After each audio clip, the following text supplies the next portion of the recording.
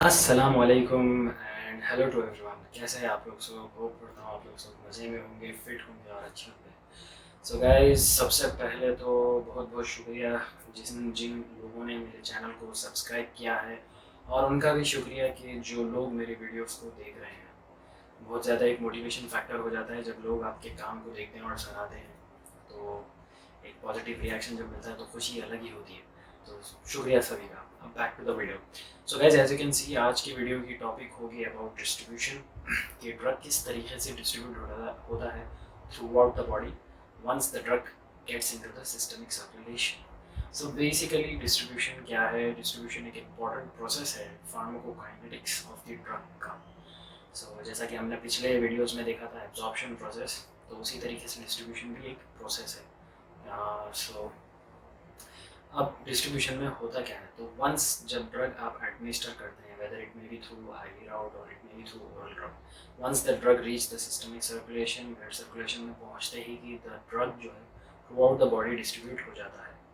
और कुछ थोड़े बहुत फैक्टर्स होते हैं जो अफेक्ट करते हैं ड्रग के डिस्ट्रीब्यूशन को, मतलब कितनी क्वांटिटी में ड्रग डिस्ट्रीब्यूट होगा थ्रू आउट द बॉडी और कौन से पैटर्न में डिस्ट्रीब्यूट होगा। तो वो क्या क्या फैक्टर्स है वो भी हम जानेंगे। तो पहला जो इम्पोर्टेंट फैक्टर होता है जो ड्रग डिस्ट्रीब्यूशन अफेक्ट करता है, तो वो है लिपिड सॉल्युबिलिटी फैक्टर। इस पे आने से पहले और एक चीज़ मैं आपको क्लियर कर दूँ कि जो भी ड्रग डिस्ट्रीब्यूशन होता है वो होता है from blood plasma to tissues, from blood plasma से टिश्यूज़ में। तो concentration gradient from plasma to tissues में होता है, और जो मूवमेंट ऑफ द ड्रग होता है वो जब तक होता है जब तक कि इक्विलिब्रियम अटेन नहीं होता। किसके बीच में? Between the unbound drug, between the unbound drug that is present in the plasma and that of the tissue fluid, यानी एक्स्ट्रा सेलुलर टिश्यू और एक्स्ट्रा सेलुलर फ्लूइड। सो जब तक कि इक्विलिब्रियम अटेन नहीं होता अनबाउंड ड्रग्स में between the plasma and between the extra cellular tissue fluid, जब तक कि movement of the drug continuous होते रहता है। तो equilibrium also plays an important role. तो आते हैं पहला फैक्टर जो अफेक्ट करता है ड्रग डिस्ट्रीब्यूशन को, तो वो है लिपिड सॉल्युबिलिटी। ड्रग का लिपिड सॉल्युबल होना बहुत ज़्यादा ज़रूरी होता है, क्योंकि जो भी सेल मेम्ब्रेन्स होते हैं बॉडी में वो लिपिड सॉल्युबल होते हैं। तो होता यह है कि जो हाईली लिपिड सॉल्युबल ड्रग होता है वो ईजिली डिफ्यूज हो जाएगा सेल मेम्ब्रेन के थ्रू, और ईजिली उसका डिस्ट्रीब्यूशन हो जाएगा बॉडी में। अगर कोई ड्रग लिपिड इनसॉल्युबल है, यानी वो हाइड्रोफिलिक इन नेचर है, वाटर लविंग है, तो वो डिफ्यूज नहीं हो पाएगा। So that's why lipid solubility एक इंपॉर्टेंट फैक्टर है। तो लिपिड सॉल्युबल ड्रग है तो उसका ज़्यादा डिस्ट्रीब्यूशन जल्दी होगा। अब नेक्स्ट इंपॉर्टेंट फैक्टर की तरफ आते हैं, वो है आयोनाइजेशन। अगर कोई ड्रग पार्टिकल आयोनाइज्ड है या चार्ज्ड है तो it will not diffuse across the cell membrane, it will act as a macromolecule, तो उसका डिस्ट्रीब्यूशन भी नहीं होगा। तो ये बहुत ज़्यादा मायने रखता है कि ड्रग जो है अनआयोनाइज्ड रहे, यानी अनचार्ज, नॉन पोलर, तो it will get properly diffuse across the cell membrane और डिस्ट्रीब्यूशन भी उसका अफेक्ट नहीं होगा, it will easily distribute across the cell membranes. तो ये भी एक इम्पॉर्टेंट फैक्टर है आयोनाइजेशन। अब आते हैं नेक्स्ट इंपॉर्टेंट फैक्टर की तरफ, जो है प्लाज्मा प्रोटीन बाइंडिंग। वंस आप जब ड्रग एडमिनिस्टर करते हैं बॉडी में थ्रू इंट्रावेनस राउट, जो प्लाज्मा प्रोटीन्स अवेलेबल होते हैं ब्लड में वो बाइंड कर जाते हैं ड्रग के साथ, ड्रग बाइंड कर जाता है इन प्रोटीन्स के साथ। जब ये बाइंड कर जाता है तो इट फॉर्म्स इनटू कॉम्प्लेक्स। जब कॉम्प्लेक्स मॉलिक्यूल फॉर्म करता है तो इनका डिस्ट्रीब्यूशन अफेक्ट हो जाता है। ये लार्ज साइज में हो जाते हैं और इनका जो है रिस्ट्रिक्शन वैस्कुलर कंपार्टमेंट तक ही हो जाता है, ये डिफ्यूज़ नहीं हो पाते एक्सेप्ट थ्रू पैरासेलुलर स्पेसेस जो कैपिलरीज में अवेलेबल होते हैं, उनके थ्रू ये डिफ्यूज़ हो जाते हैं। लेकिन हाईली बाउंड जो प्लाज्मा प्रोटीन के साथ ड्रग जो हाईली बॉन्डेड हो जाते हैं उनका डिस्ट्रीब्यूशन स्लो हो जाता है, अफेक्टेड हो जाता है। तो प्लाज्मा प्रोटीन बाइंडिंग भी एक इंपॉर्टेंट फैक्टर है। आगे के वीडियो के सेक्शन में हम इसे थोड़ा डिटेल में जानेंगे कि कौन कौन से ड्रग्स हाईली प्रोटीन बाउंड होते हैं। अब आते हैं last but not the least important factor, जो कि है ब्लड फ्लो। यस, जितना ज़्यादा ब्लड फ्लो किसी रीजन को मिलेगा, मतलब for example there are certain organs in the body जिनके पास ब्लड फ्लो ज़्यादा क्वांटिटी में होता है। फॉर एग्जांपल हो गया अपना हार्ट, लिवर एंड किडनी। तो ये ऑर्गन्स में ब्लड फ्लो बहुत ज़्यादा क्वांटिटी में रीच होता है। तो जितना ज़्यादा ब्लड फ्लो होगा उतना ही ज़्यादा ड्रग का डिस्ट्रीब्यूशन होगा इन ऑर्गन्स में। तो ब्लड फ्लो भी एक इंपॉर्टेंट रोल प्ले करता है। अब फॉर एग्जांपल ऑपोजिट टू ये ऑर्गन्स के जो थोड़े साइड्स है बॉडी में जिनमें लेस वैस्कुलराइज होते हैं, यानी ब्लड सर्कुलेशन उतना ज़्यादा क्वांटिटी में नहीं होता, फॉर एग्जांपल स्केलेटल मसल्स या फिर फैट टिश्यूज, तो इनमें क्या होता है ड्रग डिस्ट्रीब्यूशन भी ज़्यादा क्वांटिटीज़ में नहीं होता। ऑल्दो कि ये ड्रग स्टोर करते हैं ये भी साइट्स, लेकिन ड्रग डिस्ट्रीब्यूशन जो होता है वो कम क्वांटिटी में होता है। तो ब्लड फ्लो एक इंपॉर्टेंट रोल प्ले करता है। तो यहाँ तक तो हमने जाना कि डिस्ट्रीब्यूशन क्या है, उसे कहते हैं बांटना, पूरा ड्रग डिस्ट्रीब्यूट होना थ्रू आउट द बॉडी। और क्या क्या फैक्टर्स है जो अफेक्ट करते हैं ड्रग डिस्ट्रीब्यूशन पे, मतलब डिपेंड करता है, रोल प्ले करते हैं ड्रग किस तरीके से डिस्ट्रीब्यूट होगा, वो फैक्टर्स के बारे में। अब आते हैं नेक्स्ट इंपॉर्टेंट फैक्टर की तरफ डिस्ट्रीब्यूशन के ही रिलेटेड, कि कितना ड्रग जो है बॉडी में आपके डिस्ट्रीब्यूट हो रहा है, वो कैसे पता लगाएंगे हम कि कितना ड्रग डिस्ट्रीब्यूट हो रहा है बॉडी में। तो इसे पता लगाने के लिए हम यूज़ करते हैं mathematical expression called as volume of distribution, जिसे कहा जाता है अपैरेंट वॉल्यूम ऑफ डिस्ट्रीब्यूशन भी। तो बेसिकली वॉल्यूम ऑफ डिस्ट्रीब्यूशन से हम पता लगाते हैं कि कितना ड्रग जो है एक्स्ट्रा सेलुलरली डिस्ट्रीब्यूट हुआ है बॉडी में, यानी एक्स्ट्रा सेलुलर फ्लूइड में या एक्स्ट्रा सेलुलर टिश्यूज़ में। तो basically apparent volume of distribution का जो फॉर्मूला होता है वो डिनोट कर वो होता है basically apparent volume of distribution is denoted by VD, and VD equal to drug administered through IV by plasma concentration. So ये है formula apparent volume of distribution का। तो अगर हम डिफाइन करें अपैरेंट वॉल्यूम ऑफ डिस्ट्रीब्यूशन को, तो हम डिफाइन कर सकते हैं the total amount of the drug that has been distributed in the body apart from the plasma concentration, क्योंकि प्लाज्मा कॉन्सेंट्रेशन में तो ब्लड ऑलरेडी होगा ही, बिकॉज बेसिकली ब्लड के थ्रू ही डिस्ट्रीब्यूट होगा ना ड्रग। तो बेसिकली हम प्लाज्मा कॉन्सेंट्रेशन में जो ड्रग है उसको कंसिडर में वो नहीं करें। अपार्ट फ्रॉम दैट, मतलब उसके अलावा जो बॉडी में पूरा ड्रग डिस्ट्रीब्यूट हो रहा है, that is called as the apparent volume of distribution, यानी the total amount of drug that is present in the body apart from plasma concentration. अब इसे, इस अपैरेंट वॉल्यूम ऑफ डिस्ट्रीब्यूशन को हम समझेंगे एग्जाम्पल के थ्रू। तो मिसाल के तौर पे, फॉर एन एग्जाम्पल, अगर हम एडमिनिस्टर करेंगे 1000 mg of drug through intravenous route, तो वो ड्रग एडमिनिस्टर करने के बाद कुछ देर के बाद अगर हम वही ब्लड सैंपल लेकर चेक करेंगे तो हमें प्लाज्मा कॉन्सेंट्रेशन मिलेगा तकरीबन से फॉर एग्जांपल 50 mg पर लीटर। तो इस दो वैल्यूज़ को हम जब सब्स्टिट्यूट करते हैं अपैरेंट वॉल्यूम डिस्ट्रीब्यूशन के फॉर्मूले में, तो देखिए बेसिकली हमें क्या मिलता है। तो ड्रग एडमिनिस्टर किया था हमने 1000 mg, एंड कुछ देर के बाद चेक करने के बाद, ब्लड सैंपल लेने के बाद हमें क्वांटिटी मिली 50 mg पर लीटर प्लाज्मा कॉन्सेंट्रेशन। तो 50 mg पर लीटर, तो अब इसे डिवाइड करने के बाद हमें वैल्यू आती है 20 लीटर्स। तो ये जो वैल्यू है 20 लीटर्स, ये हमें बताती है, ये हमें इससे पता चलता है कि 20 litres of extra cellular fluid में आपका ड्रग जो है डिस्ट्रीब्यूट हो चुका है apart from plasma concentration. So apparent volume of distribution basically जितना ज़्यादा रहेगा, जितना ड्रग ज़्यादा डिस्ट्रीब्यूट होगा बॉडी में, अगर अपैरेंट वॉल्यूम ऑफ डिस्ट्रीब्यूशन कोई इसी ड्रग की ज़्यादा है वैल्यू, तो उतना ही ड्रग ज़्यादातर डिस्ट्रीब्यूट हो जाएगा through organs, in the tissues या in the extracellular fluid. अगर किसी ड्रग की अपैरेंट वॉल्यूम ऑफ डिस्ट्रीब्यूशन कम है, लो है, तो इसका मतलब हमें ये पता लगता है कि वो ड्रग डिस्ट्रीब्यूट कम हुआ है अक्रॉस द टिश्यूज़ या ऑर्गन्स या एक्स्ट्रा सेलुलर फ्लूइड। वो तो ड्रग मैक्सिममली प्लाज्मा कॉन्सेंट्रेशन में ही है अब तक भी, मतलब it has not been distributed जितना, अगर अपैरेंट वॉल्यूम डिस्ट्रीब्यूशन किसी ड्रग की कम है तो। बाज़ वक़्त क्या होता है कि वैल्यूज़ जो है बहुत ज़्यादा ही बढ़कर आती है, मतलब फॉर से सम ड्रग्स की होती है 100 लीटर्स, सम ड्रग्स की होती है 1300 लीटर्स। सो बेसिकली ये जो वैल्यूज़ आते हैं, ये बेसिकली डिनोट करते हैं, ये जो वैल्यूज़ होते हैं, फॉर एग्जांपल अगर मैं एग्जांपल देके समझाऊँ आपको, chloroquine drug which is an anti malarial drug. तो ये जो क्लोरोक्विन ड्रग होता है, इसकी जो अपैरेंट वॉल्यूम ऑफ डिस्ट्रीब्यूशन है ये 1300 लीटर्स होती है। तो अगर हम सोचे total body fluid human body में 42 लीटर्स है, 1300 लीटर्स क्लोरोक्विन का अपैरेंट वॉल्यूम ऑफ डिस्ट्रीब्यूशन कैसा हो सकता है। तो बेसिकली इससे हमें ये पता चलता है कि जो भी अपैरेंट वॉल्यूम ऑफ डिस्ट्रीब्यूशन की वैल्यूज होते हैं वो एग्जैक्ट एक्यूरेट नहीं होते। That's why volume of distribution is called as apparent volume of distribution. इसीलिए ही वॉल्यूम ऑफ डिस्ट्रीब्यूशन को अपैरेंट कहा जाता है, क्योंकि वो एग्जैक्ट वैल्यूज नहीं होती। लेकिन one reason why such drugs, मतलब some of the drugs have high apparent volume of distribution, उसकी मेन वजह ये होती है कि most of the drugs are stored in large quantities by different organs. For example chloroquine anti-malarial drug, वो large quantity में liver में store हो जाता है। That's why it has high apparent volume of distribution, because it largely gets distributed and stored by the liver. That's why apparent volume of distribution जो है chloroquine की ज़्यादा होती है। सो ये था apparent volume of distribution. Hope करता हूँ आप लोगों को समझ में आ गया होगा। अब अपैरेंट वॉल्यूम ऑफ डिस्ट्रीब्यूशन से हट के कुछ और थोड़े इंपॉर्टेंट टर्म्स की तरफ आते हैं जो ड्रग डिस्ट्रीब्यूशन में एक इम्पॉर्टेंट रोल प्ले करते हैं।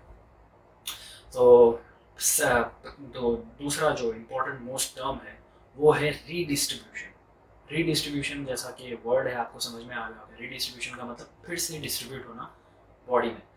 तो इसका एग्जांपल देके हम समझ सकते हैं। फॉर एग्जांपल जो हाईली परफ्यूज्ड ऑर्गन्स होते हैं बॉडी में, जो हाई ब्लड रिसीव करते हैं, फॉर एग्जांपल अपना heart, liver, kidney, they receive blood in high quantities, high blood circulation होता है ये ऑर्गन्स में। तो जो हाई लिपिड सॉल्युबल ड्रग्स जब हम एडमिनिस्टर करते हैं बॉडी में, ये एकदम हाई क्वांटिटीज़ में थ्रू ब्लड सर्कुलेशन इनिशियली ये ऑर्गन्स में बहुत ज़्यादा क्वांटिटीज़ में डिलीवर होते हैं और ये ऑर्गन्स में स्टोर किए जाते हैं। जब ड्रग जब लेस वैस्कुलराइज रीजन में आता है, पहुंचता है, जब ये लेस वैस्कुलराइज रीजन ड्रग को लेना शुरू करते हैं तो plasma concentration of the drug decrease होना शुरू हो जाता है। जब ये प्लाज्मा कॉन्सेंट्रेशन ड्रग जब डिक्रीज होना शुरू हो जाता है तो ये जो हाईली परफ्यूज्ड ऑर्गन्स होते हैं इनसे ड्रग विड्रॉ होना शुरू हो जाता है। ये ड्रग विड्रॉ होके फिर दूसरे साइड्स पे जो लेस वैस्कुलर साइड्स है, फॉर एग्जांपल स्केलेटल मसल हो गया या अपना फैट टिश्यूज हो गया, ये फिर उनके पास डिस्ट्रीब्यूट है। तो this again distribution is called as redistribution. तो ये एक फिनोमेना है रीडिस्ट्रीब्यूशन समझने के लिए। तो जितना ज़्यादा ड्रग लिपिड सॉल्युबल रहेगा उतना ही ज़्यादा उसका रीडिस्ट्रीब्यूशन होगा। ओके, ये बहुत ज़्यादा इंपॉर्टेंट पॉइंट है। अब एग्जाम्पल से हम समझते हैं रीडिस्ट्रीब्यूशन को। फॉर एग्जाम्पल हमने ओरल डाइज़ेपैम का जो जो एलिमिनेशन हाफ लाइफ है ओरल डाइज़ेपैम का, वो है मोर देन 30 आवर्स।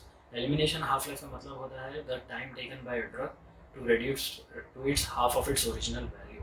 मतलब जो भी हमने ओरिजिनली डोजेज ड्रग का लिया है वो बॉडी में जाने के बाद से उसका हाफ होने तक 30 आवर्स से भी ज़्यादा टाइम लगता है। तो बेसिकली 30 आवर्स से जब उसे ज़्यादा टाइम हो रहा है एलिमिनेट होने के लिए, हाफ होने के लिए उसके ओरिजिनल डोज में, तो जाहिर सी बात है उसका एक्शन भी ज़्यादा होना चाहिए, हिप्नोटिक इफेक्ट भी ज़्यादा होना चाहिए डाइज़ेपैम का, ओरल डाइज़ेपैम का। तो लेकिन ऐसा होता नहीं है उसका ओरल हिप्नोटिक इफेक्ट होता है 6 to 8 आवर्स तक only. And what is the major reason for that? Redistribution. क्योंकि major site of action diazepam का होता क्या है, ब्रेन की तरफ होता है। हिप्नोटिक इफेक्ट ब्रेन या CNS ड्रग है, it is related to CNS brain, and brain is highly perfused organ, it receives large amount of blood circulation, so that's why redistribution phenomena की वजह से डायज़ेपैम का जो इफेक्ट है वो कम होता है। तो ये था रीडिस्ट्रीब्यूशन के बारे में इजी एक्सप्लेनेशन। अब आते हैं नेक्स्ट इंपॉर्टेंट टर्म की तरफ जो है blood brain barrier, BBB, which is also called as BBB, blood brain barrier. अब इसकी क्या खास बात है ब्लड ब्रेन बैरियर की, तो मैं आपको अब समझाता हूँ। देखिए ब्लड ब्रेन बैरियर, जो ब्लड ब्रेन बैरियर है मतलब कि जो ब्रेन रीजन के जो कैपिलरीज होते हैं, ब्लड वेसल्स होते हैं, उनके जो एंडोथेलियल सेल्स होते हैं उनमें क्या होता है, वो सेल्स हाईली टाइटली पैक्ड होते हैं। जो जंक्शंस होते हैं वो टाइटली पैक्ड होते हैं, कोई स्पेस नहीं होती एंडोथेलियल सेल्स में। वो फॉर एग्जांपल अगर मैं सेल्स का डायग्राम बता रहा हूँ, आई नो मेरी ड्राइंग उतनी अच्छी नहीं है but still you can consider it. So as you can see, आप देख रहे हैं हाईली टाइटली ये जंक्शंस पैक्ड है, there are no spaces for the drug to diffuse through this cells या सेल मेम्ब्रेन। सो आप देख सकते हैं हाईली टाइटली पैक्ड है और ये जो लेयर होता है ये लिपिड सॉल्युबल होता है।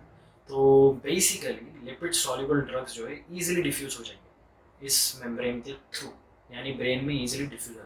लेकिन जो लिपिड अनसॉल्युबल ड्रग्स है, जो वाटर लविंग है, हाइड्रोफिलिक ड्रग्स, वो नहीं डिफ्यूज हो सकते इस मेम्ब्रेन के through because there are no spaces only and there are no paracellular spaces also. तो ये एक डिफरेंस होता है ब्लड ब्रेन कैपिलरीज का दूसरे कैपिलरीज से, जो other capillaries which are present in other organs. ये एक डिफरेंस होता है, हाईली एक डिफरेंस होता है। और साथ में कई सारे एफ्लक्स ट्रांसपोर्टर्स भी अवेलेबल होते हैं ब्रेन में, फॉर एग्जांपल पी ग्लाइकोप्रोटीन या एनियन ट्रांसपोर्टर। इनका काम ये होता है कि जो ब्रेन के अंदर ड्रग मौजूद है उसे सेल के बाहर कर दें, सेल मेम्ब्रेन के बाहर भेज दें। तो जो भी ड्रग एक्यूमुलेट किया गया है ब्रेन के अंदर या ब्रेन रीजन में through other mechanism, through other permeation enhancers या दैट इज, तो इनका काम होता है वो ड्रग को आउट करना ब्रेन रीजन के बाहर। ये ट्रांसपोर्टर्स का ये काम होता है। तो अगर हम एग्जांपल देके समझे, for example dopamine, dopamine blood brain barrier cross नहीं करता, it is not able to cross the blood brain barrier. That's why dopamine is given in the form of levodopa, which is a precursor, a prodrug. तो ये easily cross करेगा, diffuse हो जाएगा. Okay, सो ये एक example है समझाने के लिए कि across the blood brain barrier drug कैसे डिफ्यूज होता है. अब आता है next barrier, placenta, passage of the drug across the placenta. Placenta जैसा आपको मालूम होगा सभी को कि it is a circular organ which provides nourishment to the fetus. So basically placenta भी एक बैरियर का रोल प्ले करता है. Placenta is highly lipid soluble, lipoidal in nature, यानी फैट लविंग. तो जितने भी लिपिड सॉल्युबल ड्रग्स होते हैं वो इजीली डिफ्यूज हो जाते हैं प्लासेंटा के थ्रू. उन्हें कोई दिक्कत नहीं होती डिफ्यूजन होने में. लेकिन जो लिपिड अनसॉल्युबल ड्रग है, जो वाटर लविंग है, वो डिफ्यूज नहीं हो पाते ज़्यादा क्वांटिटी में. उनके लिए स्पेशल ट्रांसपोर्टर्स की ज़रूरत पड़ती है.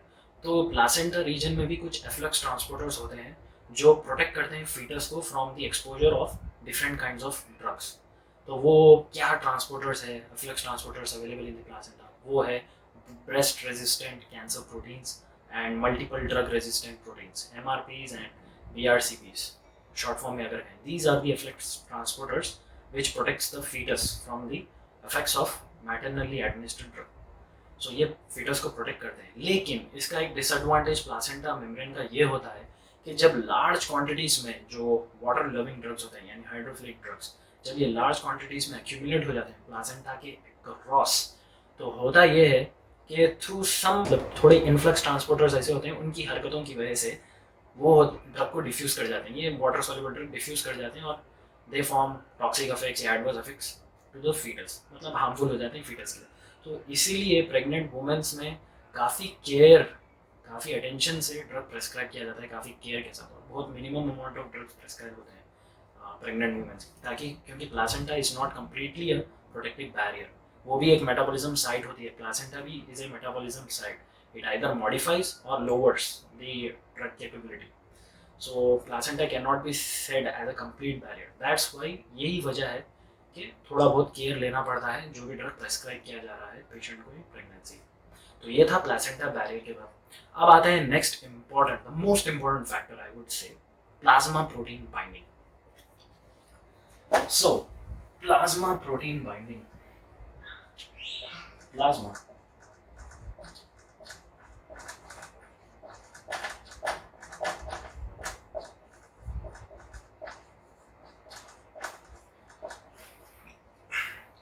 Plasma protein binding.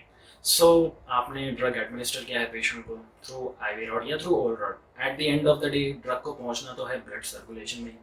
तो ब्लड में पहुंचते ही वेरियस प्लाज्मा प्रोटीन्स अवेलेबल रहते हैं और ड्रग बाइंड कर जाते हैं प्लाज्मा प्रोटीन्स को. जो हाईली एसिडिक नेचर के ड्रग्स होते हैं वो बाइंड कर जाते हैं एल्बुमिन प्रोटीन को, और जो बेसिक ड्रग्स होते हैं वो बाइंड कर जाते हैं अल्फा-1 एसिड ग्लाइकोप्रोटीन को. तो ये बाइंडिंग हो जाती है ड्रग्स और प्रोटीन्स के बीच में. अब ये बाइंडिंग होने से नुकसान क्या पहुंच रहा है ड्रग को, क्या प्रॉब्लम हो रही है इस बाइंडिंग से? सो बेसिकली होता यह है कि प्लाज्मा प्रोटीन बाइंडिंग से जब बाइंड कर जाता है ड्रग एल्बुमिन को, तो कॉम्प्लेक्स फॉर्म कर जाते हैं ये ड्रग्स. तो complex means higher molecule high उसमें, और ये क्या है रेस्ट्रिक्टेड हो जाते हैं वैस्कुलर कंपार्टमेंट में. इनका डिफ्यूजन होता नहीं है अक्रॉस सेल मेम्ब्रेन, क्योंकि because of binding cell membrane के अक्रॉस इनका डिफ्यूजन होता नहीं है. तो ये एक परेशानी हो जाती है ड्रग जब एक बार बाइंड कर जाते हैं प्लाज्मा प्रोटीन से. लेकिन इसके फ़ायदे भी बहुत ज़्यादा हैं. अब मिसाल के तौर पे जब ये बाइंड हो जाते हैं, लेकिन जो भी अनबाउंडेड ड्रग्स है वो इक्विलिब्रियम में रहते हैं विद बाउंडेड ड्रग्स. जो भी बाउंडेड ड्रग्स है they are in equilibrium with the unbound drug that is present in the plasma as well as the extravascular tissue. So अगर unbounded drug की quantities में फर्क आता है, मतलब they get reduced through elimination if they are getting reduced. So what happens is that in order to counter that effect, मतलब जो reduction हो रहा है unbounded drug में, तो ये जो बॉन्डेड ड्रग्स होते हैं ये स्लोली डिसएसोसिएट होना शुरू हो जाते हैं. ये डिसएसोसिएट होकर फिर अपना इफेक्ट शो करते हैं through out the body distribute होकर. तो ये एक इंपॉर्टेंट फैक्टर होता है बॉन्डेड ड्रग का. सो देयरफॉर जो भी ड्रग हम एडमिनिस्टर करते हैं अगर it is highly plasma protein bonded, so इसका मतलब ये होता है कि they are longer acting drugs. मतलब इनका जो ड्यूरेशन ऑफ एक्शन रहेगा वो लॉन्ग रहेगा, they will be long acting. ये होता है प्लाज्मा प्रोटीन बॉन्डिंग का इफेक्ट. सो कौन कौन से ड्रग्स हैं जो यूजुअली एल्बुमिन को बाइंड करते हैं? तो they can be non steroidal anti inflammatory drugs या बेंजोडियाजेपिन्स या वारफेरिन्स. फिर जो drugs alpha amino acid glycoprotein को बाइंड करते हैं वो है बीटा ब्लॉकर्स या verapamil, lidocaine, disopyramide etcetera etcetera. तो ये सारे प्लाज्मा प्रोटीन बाइंडिंग से रिलेटेड। अब लास्ट फैक्टर एक इम्पॉर्टेंट ये होता है कि there are various sites. Albumin जो एक प्रोटीन है जिसको ड्रग बाइंड करता है, वेरियस साइट्स होते हैं एल्बुमिन में, तो कहीं भी ड्रग बाइंड कर सकता है। और मोर देन वन ड्रग जो है एक साइट पे, more than one drug can also bind. इसकी वजह से होता ये है कि जो ड्रग की ज़्यादा एफिनिटी होती है वो साइट से, वो बाइंडिंग साइट से वो डिस्प्लेस कर देगा वहाँ पे ऑलरेडी बॉन्डेड ड्रग हो, अगर उसकी affinity compare to that drug is less. तो जो ज़्यादा एफिनिटी वाला ड्रग होगा वो उसे अनबाइंड कर देगा, डिस्प्लेस कर देगा। तो this displacement across the binding sites of the protein is called as displacement interactions. Displacement interaction. अब इसे एग्जांपल देके अगर मैं समझाऊं तो aspirin which displaces sulfonine ureas, that is anti-diabetic drugs. Okay, तो aspirin डिस्प्लेस करता है सल्फोनाइन यूरियास को उसके बाइंडिंग साइट से। इंडोमेथाइसिन भी डिस्प्लेस करता है वारफेरिन को उसके बाइंडिंग साइट से। तो ये भी एक फिनोमिना है प्लाज्मा प्रोटीन बाइंडिंग से रिलेटेड। अब आते हैं हम last but not the least phenomena, that is tissue storage. So जैसा कि मैंने पहले अपैरेंट वॉल्यूम ऑफ डिस्ट्रीब्यूशन में एग्जांपल दिया था कि chloroquine which is an anti malarial drug, it has the capacity to get store in large quantities in the liver. तो liver में क्या होता है, वो लार्ज क्वांटिटीज में स्टोर हो जाता है और उसकी वजह से टॉक्सिक इफेक्ट्स भी प्रोड्यूस होते हैं। रेटिना में भी स्टोर होता है तो रेटिना में उसके इफेक्ट्स होते हैं।